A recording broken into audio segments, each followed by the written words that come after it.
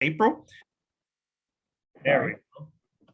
There will be one day, Susan, where I'm like, I do not consent to being recorded. There's going to be. Thank you guys for joining. Susan said in the chat, any guests in attendance, introduce yourselves, list your organizational affiliation, and provide contact information just to ensure that we have adequate attendance.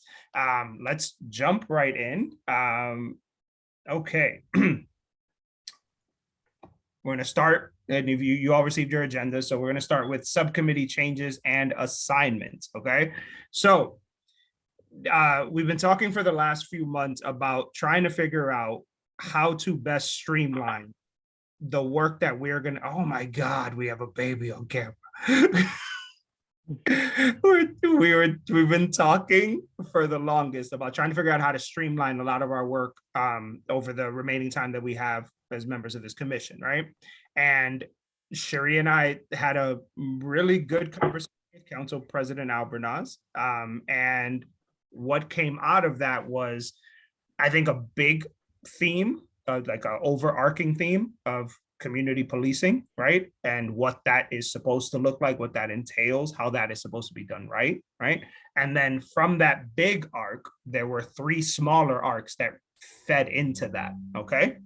And so they were hiring, discipline, and enforcement. And for the first year and some change, we had hiring and discipline together as one subcommittee. However, with the introduction of the Police Accountability Board and the ACC, and the fact that multiple council members have mentioned on different occasions the hiring, recruitment, retention, and training of officers, it felt like in order for us to best utilize our resources, it made sense to split those split that one subcommittee into 2. Okay, Jerome, if you ever want to bring your baby on camera, not against it, okay? So that was the logic that went into that, and that was a conversation Nadia and I were having even a couple months ago when Nadia was vice chair, and it's continued even now. So I want to first graciously thank Alicia, Eric, and Robin for agreeing to chair those 3 subcommittees, okay? I think that all 3 of you have strengths that are going to lend itself to each of those subcommittees. I am very excited that you all have agreed to take that on. I know it, there we go. Now we got another baby. There we go. I know it's something that's going to require a little bit more time from you guys, but I know that it's something you, all 3 of you, are committed to making sure that these subcommittees bring to us the recommendations that we can then in turn present to the county council, okay? It's going to make our work substantially fuller, because what we all can agree on in a year, and it's been now a year and a half just about, right, is that this is a much bigger fix, right, than just throwing resources at something and hoping that it sticks, right? We have to be deliberate about the suggestions and how we're going to problem solve some of this. And I think this is going to help that. So with Alicia, Eric, and Robin chairing each of these subcommittees, what we asked in the email that we sent is for all commissioners to send to Susan, myself, and Ms. Branson what subcommittee you would like to work on for the next year, okay?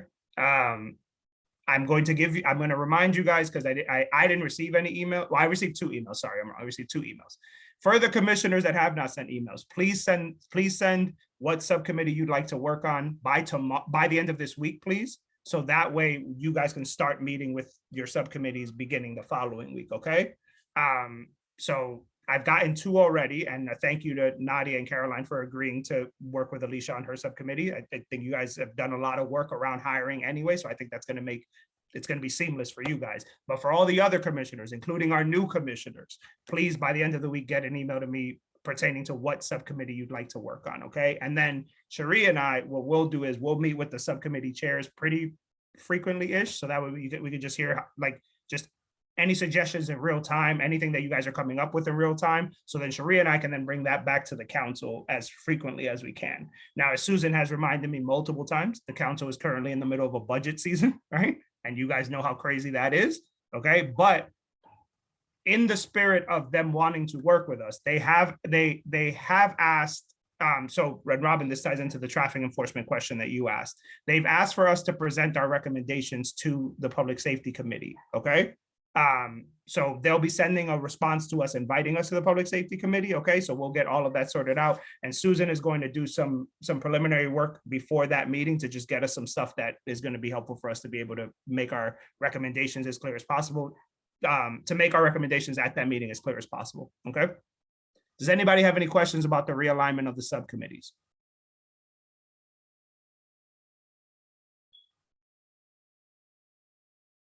Guys, I haven't seen you in like 2 weeks. I was really looking forward to chatting with you today. I just don't know where I belong. I'm a girl without a home. No, we're gonna find you a home. We're gonna find you a home. Nobody wants to play with me. I have no friends. Okay, that's a whole nother therapy session. I just don't know where I belong. So someone needs to tell me. No, so Jen, I promise I will shoot you an email after this meeting is done. Okay. I know you're going to be in rehearsal, but just with some ideas that I have, and you let me know if I'm crazy, which you're very good at doing if I say something crazy. Oh, I can say it very gently to you. Yes, and yes, I am not a therapist. Well, not really. But yeah, I'm fine being the liaison kind of in the role I have been. I'm just, yeah. Yep. Okay. We'll talk. Thank you. No problem. Yeah, no problem. My red light just changed. I have to go. No problem. Because how ironic would it be that she would get pulled over during a police advisory commission meeting because she's talking on the phone? That would be very ironic. I got a speeding camera ticket the last time I did this, which was a week ago from this call, or 2 weeks ago.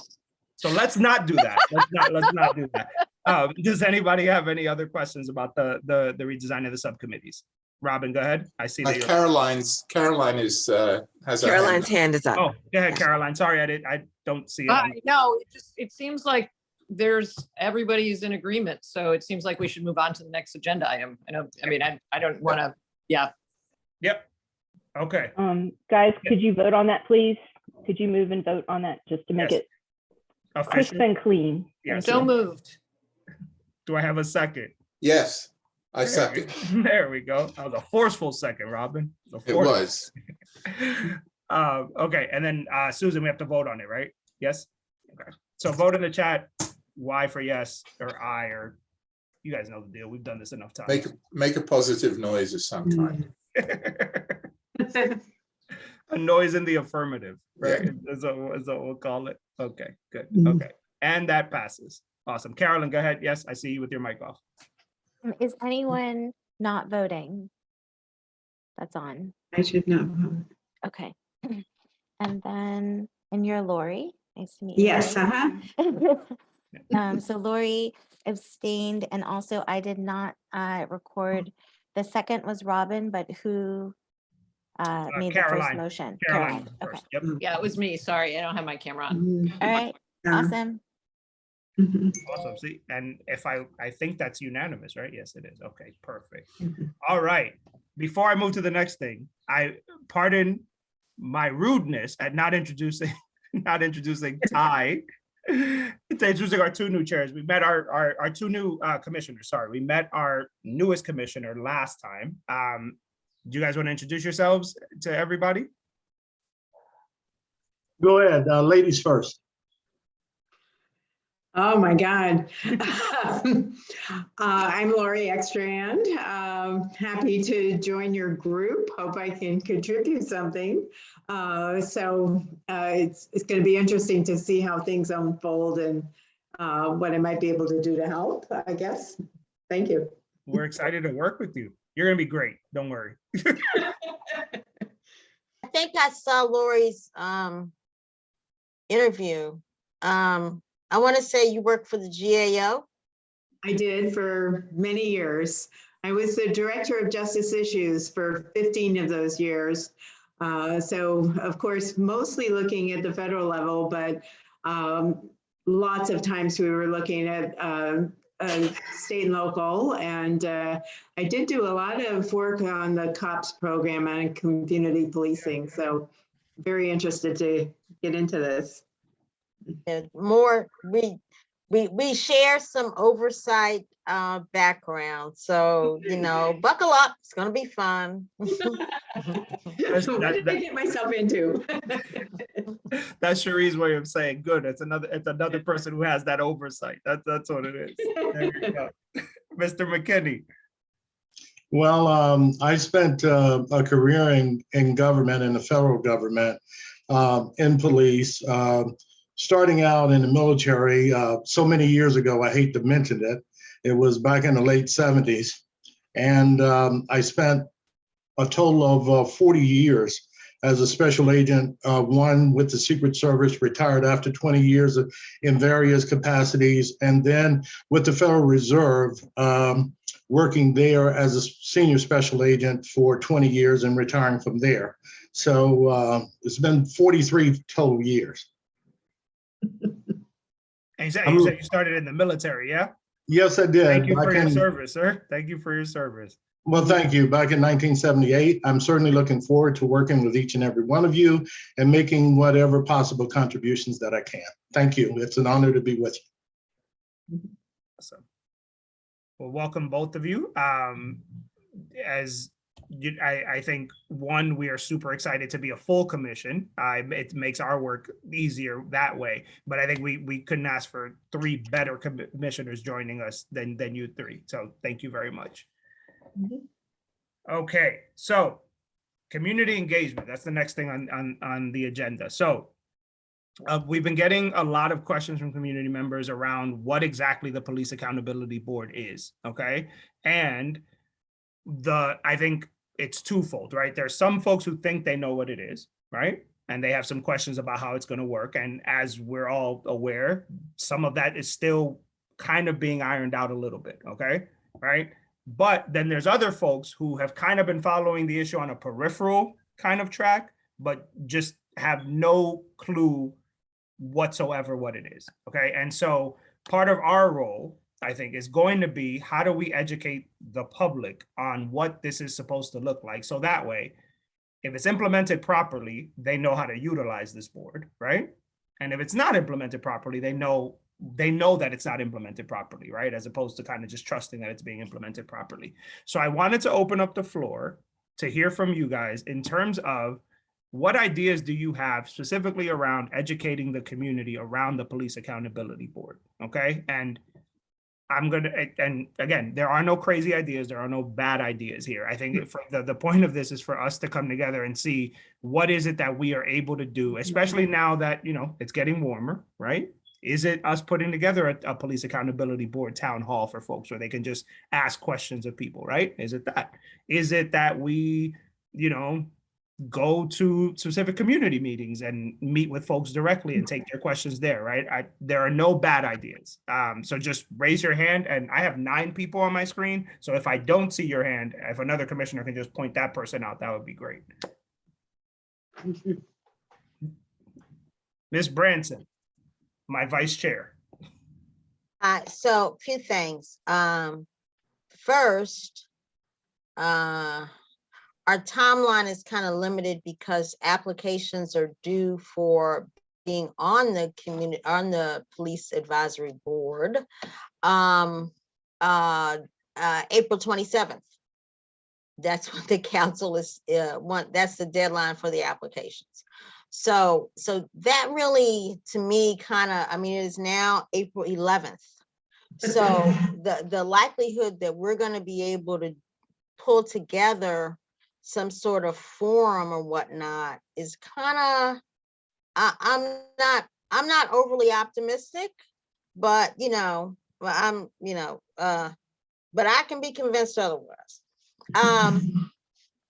Here, because of the time limitations we have, I have seen a number of really good summaries from other groups about what this board is supposed to do. I would suggest that we put together a summary for distribution on our page and for distribution amongst the folks who we normally distribute things to, and any personal contacts we have. And who knows? I guess people who are continually following this issue are probably aware of the other summaries, But I think it would be helpful to have at least maybe, how do I put this? Maybe 2 different columns, because to me, this is where the confusion is going to be. What's the difference between them and us, right? I mean, what's left for us to do if there's a them, right? And so I think it'd be helpful to put out a little fact sheet, if you will. This is what the PAB is doing, are supposed to do, along with the ACC component of that. And here's what the PAC will continue to do, you know, and so people will have an understanding that, you know, here's big picture, folks. And I don't know in the time allotted if we can do more than that. But that's my suggestion. So you're saying almost like a side by side, right? Like facts, Exactly. right? Yeah. Okay. Exactly. I like that. Okay. Robin, go ahead. I see your hand up. Yeah, Cherri, maybe you can help us to, given that you seem to have actually read more of the materials than most of us, certainly more than me. I wonder if you could help us to make that differentiation. I've been thinking about it and trying to figure out what the key differences are. And it seems to me that the board is now going to be taking on disciplinary cases. And disciplinary cases are going to be an enormous time suck. They're going to take up the time of that board like nothing else. So I see 2 broad functions for us that I don't think, even if they are available to the board in theory, I don't think they'll get to them in practice. So one is for us to do more policy-oriented, longer-term work, like we did with traffic and like we're going to do with some other issues. I don't really believe that the board is going to be able to do that. I don't think they'll have time. So that's one thing, is to take on specific issues. And the second is really back to Dalbin's original point, which is that we are supposed to find and magnify and transmit the voices of the community. And we obviously need to do a better job of that, but that's something that is right in our wheelhouse. And I don't know if it's in the board's wheelhouse. Maybe Cherri can give some background on that. But it seemed to me that those 2 things, doing more policy and doing community, transmitting the problems of the community or the issues raised by the community. I think that those are our two things that we can really do. And I don't know, maybe other people have views. I don't really see why the board would be able to do that. Yeah, so I can tell you off the top of my head, I'm no expert on the differences. It's always helpful for me to just sit down and start writing stuff, and that's when I see things a lot more clearly. But from what I understand, yes, there, you know, the PAB, the board is essentially divided into 2 units, if you will, the PAB and then the ACC. And Eric's been in a lot of those discussions too. So if you want to chime in, be my guest. The ACC part of the board will be doing all the disciplinary stuff. You know, that will be their bailiwick. The PAB part of the board, it seems to me, will be looking at policies and practices within the department on a very specific way that feed into the disciplinary stuff, if you will. Yeah, that leaves for us, I think, the big picture, you know, overarching, you know, this is what the rest of the world's doing here, folks. And the notion that we should be in touch directly with the community, because it seems to me that the PAB should also be in touch directly with the community. And by the way, they'll be getting paid, we not, but but it seems to me that their role is a little bit narrower. Right. Sorry for the slip into West Virginia. But that's the way I see it right now. Now that could kind of change once I start, sitting down, reading and writing. But that's the way. Alicia was also in a lot of those meetings, and she may have something, to add also. But that's sort of big picture, the way it strikes me at this point. And I'll go to Alicia because I see Alicia's hand up in a second. But Ms. Branson, your point about it being a much narrower focus, I think, is key. I think the other part too is that we have to make sure that we can educate the public that they know that this exists, so they can file complaints if they want to, right? That's going to be a big part of this. That's like it's thinking of. So yes, I think that what Ms. Branson said is accurate. Alicia, go ahead, and then I'll go to Eric. Yeah, I just wanted to say that I think that it would be safer to stay within the confines of the very effective summaries that Cherri alluded to. Bob Drummer, legislative attorney to the council, and his presentation. I don't know if anybody ever had a chance to watch him go on and on and on about it, but it is helpful to hear him break down exactly what the PAB does and will be expected to do. And it's the first. This is a first. So, I mean, we really can't step out there and say, yes, they're absolutely going to do only this. And we're absolutely going to do only this. I think it's safer to stay within what Mr. Drummer has stated. And I really, from what I've read and having sat in on those work sessions, my understanding is that it's going to be doing a lot more than what we are doing. PAB is going to be very, very busy. Robin alluded to the level of work that they'll be doing. And the name itself, Police Accountability Board. We are the Policing Advisory Commission. I don't know how helpful it is for us to put down a side by side. I see the two entities as super different. And again, that's based on what I've heard in the work sessions and what I've read. So I think you're spot on, Alicia and Eric. I'll go to you in a second. I think you're spot on that they are different, but I don't think the public knows that. And I think that's right. But I think it's safe to stay within Bob Drummer's very effective summary. Use that, his summary, and viewing the footage, the work sessions, which are available to everybody on YouTube. I watch them on YouTube. I also wanted to say that, is it possible for us to, maybe it is too short amount of time to get a town hall, but I've been advocating for town halls for weeks. But is it possible for us, we don't have to respond to things on Twitter sometimes.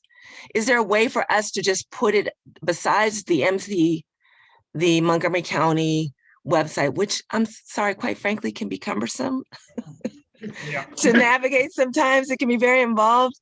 Is there any other way to post it for the public to see and have ready access to? And I know we've said no to Twitter, but is there any other possibility? So that's it. Thank you, Alicia. So before I go to Eric and then Caroline, just so two things, because I think it's, I think we have to educate the public on the difference. Okay, I think that's a part of it. To your point, Alicia, I think a town hall would go a long way towards doing that. It's not something that. So yes, I think that's one step in doing that. I do like the idea of a side-by-side graphic of sorts that is like easily accessible, right? Because I think a lot of folks, I know I'm like that. I'm a visual learner. If I see it, it's easier for me to track it. It's easier for me to say, okay, these are the clear-cut differences. And it could be that it could be that we're essentially just taking, the summary that Alicia, you mentioned, or the council's report and putting that on one side, and then literally putting the report that designated us on the other, and making it look pretty and easily digestible for folks. And then that's it. And then that's how we can conceptualize the differences between the two. Because while we know that there are going to be different things, right? I'm not so sure the public knows, because the one constant question that we have heard from folks already is, well, why have this if you already have this? And we need to dispel that notion, because we know that our role is our role and their role is going to be their role, Eric, and then Caroline, and then Robin. Thanks, Dalvin.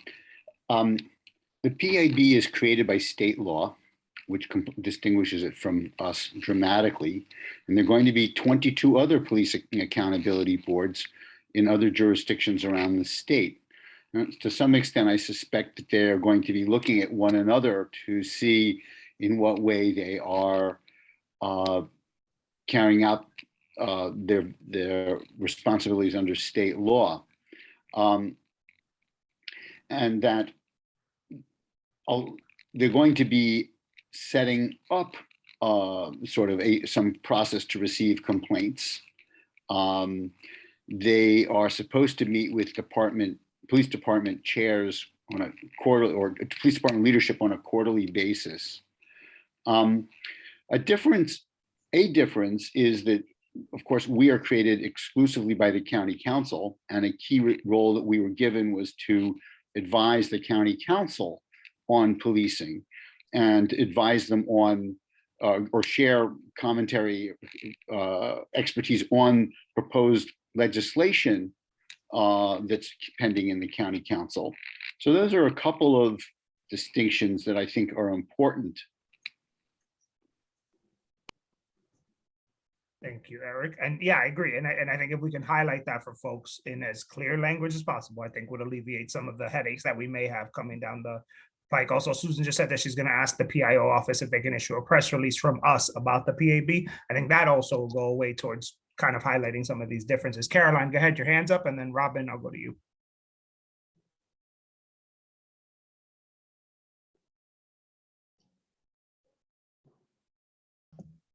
Caroline, you're still on mute.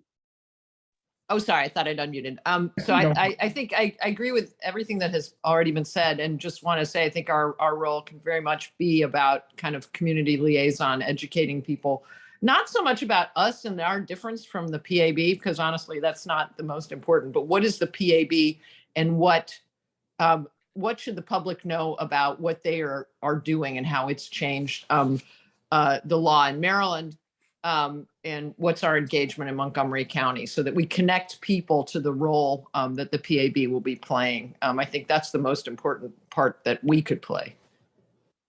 Yeah, and I think that's a great point, and I think that's what you were saying, Alicia, too, right? That it's more about what they can do than less about okay, good. Just wanted to draw that connection. Robin, go ahead. This is in response to Alicia. I too have been frustrated by limits on how we can communicate. So I have this is actually a question for Susan. Once the commission, once we have published something or issued a statement or something like that, or press release, would I be correct that there's nothing stopping individual members of the commission from tweeting about it or writing about it or highlighting it? Well, we had conversations when the PAC was first created to stay off of social media as an entity. Yes, if you want to do that as an individual, I'll have to check, but preliminarily, I don't see a problem with that. Right. But just keep in mind, it's representing council, that type of thing. So let me talk to our internal attorney and just make sure about that, and I'll send out an email. Yeah, I assumed we didn't check our First Amendment rights when we joined. So, as Robin, I'm assuming you're asking that more to say like on our own Twitter feeds, right? If we definitely not. I mean, we agreed that we wouldn't have a PAC Twitter feed because of the practicalities were really overwhelming. But I'm sure some of us, especially the younger members of the crowd, are on Twitter, and there's nothing, I think, to stop them twittering away. That's the spirit. The criteria is tweeting, by the way. I just want to. Thank you, Carolyn. Thank you. Thank you. Thank you. Thank you. I prefer Twittering, really. Okay, Alicia, I see your mic is off. Did you want to add something? Oh, I'm sorry. No. No worries at all. Okay. So I think what we're talking about is an education campaign. I think that's kind of what we need to do. Okay. I think it's on maybe multiple fronts, right? It's creating like a one-page graphic that'll highlight that. I think then also having one that outlines what the process is for folks who want to utilize the PAB to make complaints. Because as Susan has shared with us, it like one way or the other, this thing is going into effect. When is it, July 1st, Susan? Is that when the PAB launches, right? Yeah. Unless they change something between now and midnight, which I don't between now and the next 4 hours and 56 minutes, this thing will go into effect on July 1st. And so, and Caroline, I love the word you use about us being liaisons between the community. And Alicia, that's something you've said before too. It's folks knowing that like we are bridging that gap, right, between council and this new entity, because there's going to be some hiccups. We know that, right? There are going to be some hiccups.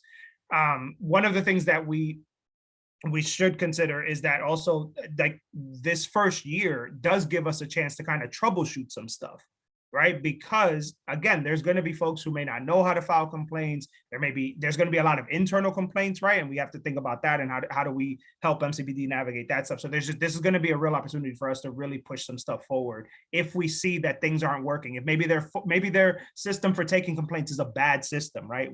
And there's a whole bunch of, RFPs and procreation stuff for that, but that's actual real-time help that we can provide. Like say, look, this is not conducive to the community that you're trying to serve. This is not easily accessible, et cetera, et cetera. Does that make sense? Okay. So we have an education campaign. We're going to put some stuff together. Susan's going to get an answer for us from some attorneys about what we can, because to Robin's point, we did not give up our First Amendment rights when we became commissioners. But Susan's going to get an answer for us. Does anybody have anything else to say about this particular topic before we move to the next thing on our agenda? Yes, Alicia. Dalvin, also, I wanted to ask if we had done some effective partnering with community organizations when on the Hire and Discipline, the former Hire and Discipline Subcommittee. Mm-hmm. Are those opportunities still going to be encouraged? Yeah, absolutely. Because I think that that's very meaningful. Yeah. And I think that that's very powerful and impactful. And I feel like some really good headway was made in that former subcommittee's work with absolutely with an community entity. And I will say, like, even when Jasmine and I were doing the school safety stuff, like those partnerships are integral for our work too, right? Because we were still virtual at that point, right? And they were able to provide us some real-time feedback from folks that maybe we wouldn't have had the chance to get if it was only left to us, right? So yeah, no, that is absolutely encouraged. I think that we have a lot of willing community partners, right? And we, as much as we are a liaison between, regular community folks, MCPD, the council, it's also these community organizations too, right? There's strength in numbers and it's much easier for us to divvy up the work that way. So yeah, absolutely. I think also Nadia had a question. She wanted some clarification on something, I think, and I wasn't able to answer it. I was texting with her, but I don't know if she's still. Sorry, I had the crying baby in the background. But no, I guess my question was, I know the subcommittees were obviously decided on, but in terms of chairs, I know previously once the subcommittees were set up, we kind of let those groups decide who the chairs were. And I know they haven't met yet, but I saw that on the chat. A couple of people posted that they were chairs of committees. So I was a little bit confused as to were people already appointed to be chairs, yes. Or are we, okay. Yeah. So we appointed 3 folks to chair the subcommittees. If the subcommittees want to change that, they are well within their right to.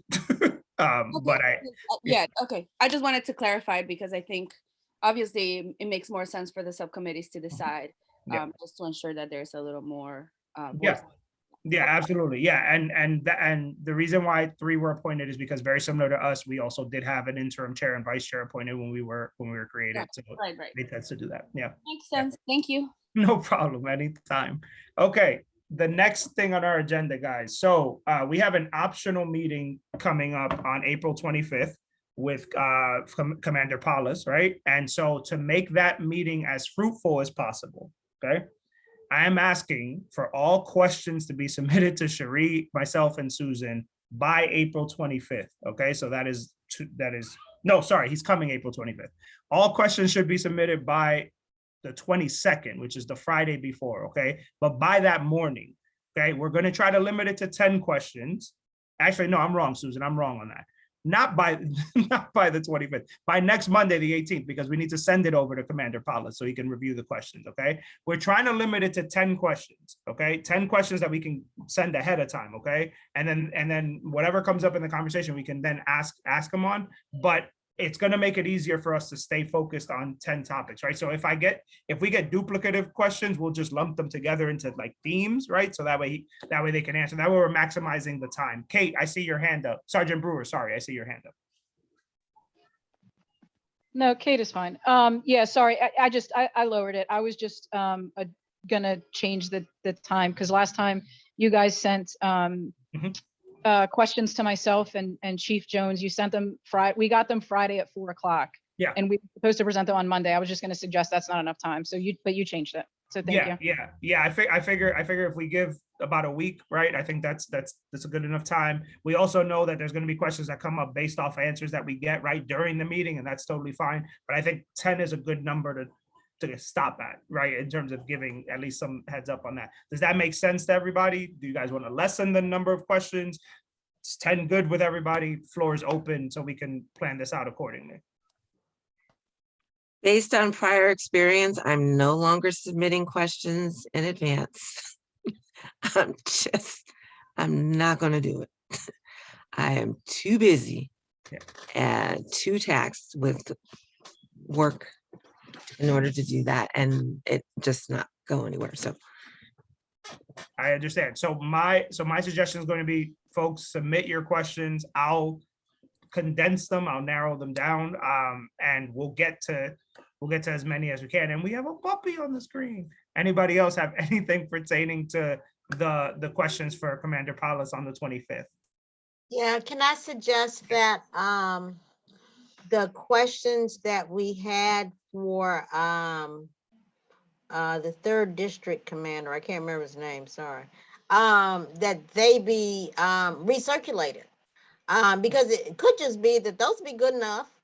I think that would, that might help, we don't have to reinvent the wheel every time, we get into the car, right? So if you recirculate those questions, there might, those might be good enough. People may be okay with asking the same questions to the 5th commander guy.